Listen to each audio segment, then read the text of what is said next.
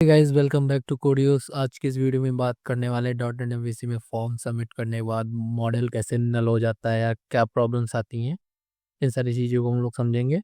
अगर आप ASP dot net MVC सीख रहे हो और फॉर्म सबमिट करते ही कंट्रोलर में मॉडल नल आ रहा है तो समझ लो आप एमवीसी गलत नहीं कर रहा है, बस रूल आपको नहीं समझ में आया है, बस आप सारी चीज़ें क्लियर है।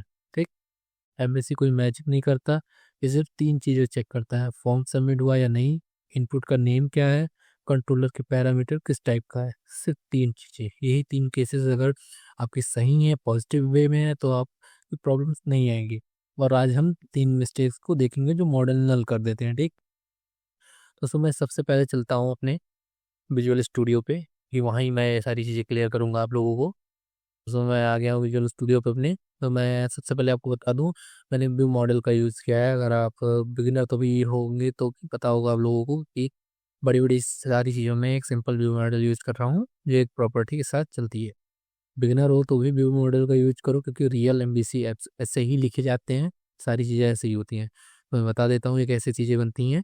आपको सब बहुत सिंपली आ जाना है ये अपने वेब पे, जो पे टाइटल नेम होगा अपने प्रोजेक्ट का, उस पर आप लोग राइट क्लिक करोगे ऐसे ही, यहाँ से ऐड आ जाएगा और न्यू फ़ोल्डर हम लोग ऐड कर लेंगे। जैसे मैंने यहाँ कर लिया, न्यू फ़ोल्डर आ गया। ठीक, अब व्यू मॉडल के ऊपर आप लोग राइट क्लिक करोगे और यहाँ पर रीनेम का आ गया ऑप्शन, यहाँ करोगे रीनेम। अरे सॉरी, रीनेम मैं ऐड कर रहा हूँ। ठीक, यहाँ पे आ जाएंगे क्लास। क्लास में आपको यहाँ पे नेम लिख देना है। ठीक है, जिस चीज़ का आपको बनाना है अपने ऊपर है, वो डिसाइड कर सकते हो। मैं इसी का यूज कर रहा हूँ, क्योंकि बड़ी-बड़ी सारी चीज़ों में आगे चल के आप जो एक्सपर्ट हो गया, आप जैसे ऊपर लेवल पे होगे तो आपको पता होगा व्यू मॉडल क्या होता है। ठीक, मैं यहाँ इसको ही यूज किया हूँ। हम लोग चलते हैं पहले केस 1, देखते हैं केस 1 में क्या दिक्कतें आती हैं। ठीक है, सबसे पहले मैं आपको लेके चलता हूँ अपने व्यू पेज पे, कि सर्च व्यू अपने से शुरू होती हैं। मैंने आपको अभी दिखाया अपने व्यू मॉडल में, यहाँ मैंने टाइटल रखा है। ठीक है, तो मैंने बनाया डेटाबेस के लिए, वहाँ मैंने टाइटल रखा है।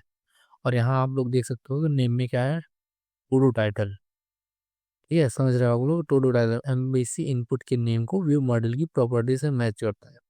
यहाँ इनपुट का नेम टू टाइटल है, लेकिन व्यू मॉडल प्रॉपर्टी टाइटल है, इसलिए एमबीसी बोलता है मुझे डेटा कहाँ डालना है ये पता नहीं है। समझ में आ रहा है आपको? क्योंकि जब मिसमैच हो जाएगा नेम तो सारी चीज़ें दिक्कतें आ जाएंगी, ये आप सबसे पहले देख लेना। सबसे बड़ी प्रॉब्लम यही आती है एक बिगिनर पे। ठीक, अब हम लोग बात करेंगे केस 2 पे, तो मैं स्किप करता हूँ वीडियो, फिर आगे मैं बताता हूँ क्या होता है।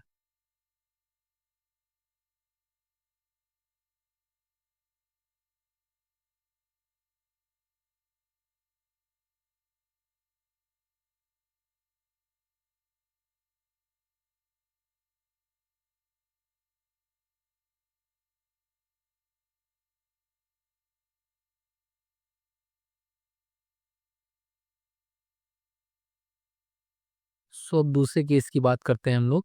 दूसरे केस में हम लोग को फॉर्म मेथड देखना होता है, वो मैच नहीं करता है यहाँ पे। ठीक है, मैं पहले आपको दिखाता हूँ, ये व्यू मेरा है। ठीक, ये व्यू हो गया। मैं कंट्रोलर दिखाता हूँ आप लोगों को, ये हम लोग का कंट्रोलर है। ठीक, ये सारी चीज़ क्लियर है।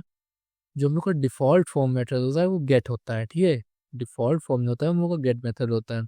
कंट्रोलर पोस्ट एक्सपेक्ट कर रहा होता है। ठीक, ये सारी चीज़ें होते हैं। तो इस केस में हम लोग मॉडल नल नहीं होता है, कंट्रोलर मेथड कॉल ही नहीं होता।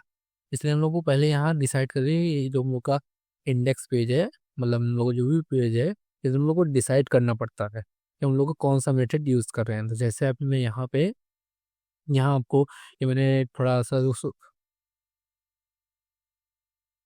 ये मैंने यहाँ पे स्ट्रांगली टाइप का व्यू ऐड किया था ना, तो आप लोगों को ऐसे करना है।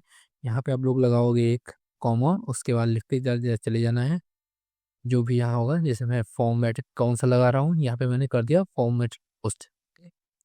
अब कंट्रोलर को पता चल जाएगा कौन सा मेथड यूज किया जा रहा है।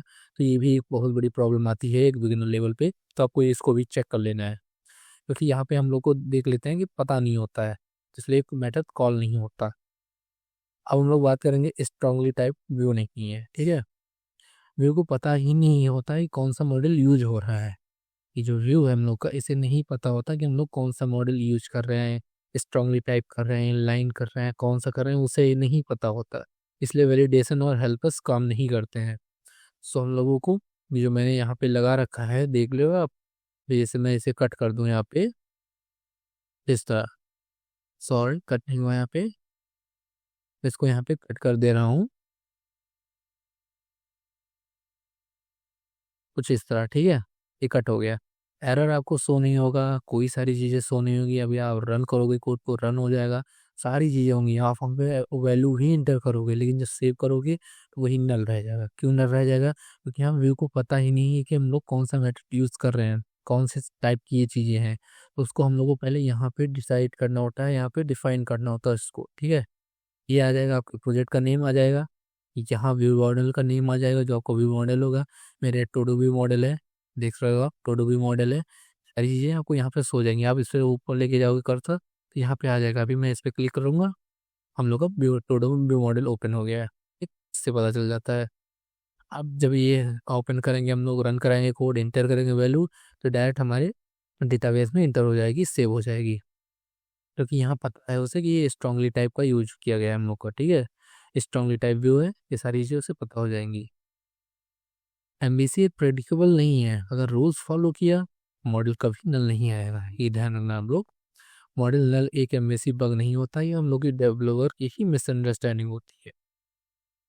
अगर ये प्रॉब्लम आपके साथ हुई है तो कमेंट में नल लिखो। नेक्स्ट वीडियो हम मॉडल स्टेट डॉट इस वैलिड को तोड़ के समझेंगे। आई होप वीडियो आपको अच्छी लगी होगी। वीडियो अच्छी लगी हो तो लाइक एंड सब्सक्राइब जरूर करना, और कमेंट में आप नल लिखना या कोई सुझाव देना होगा वो लिखना। So thank you everyone, keep learning, keep coding.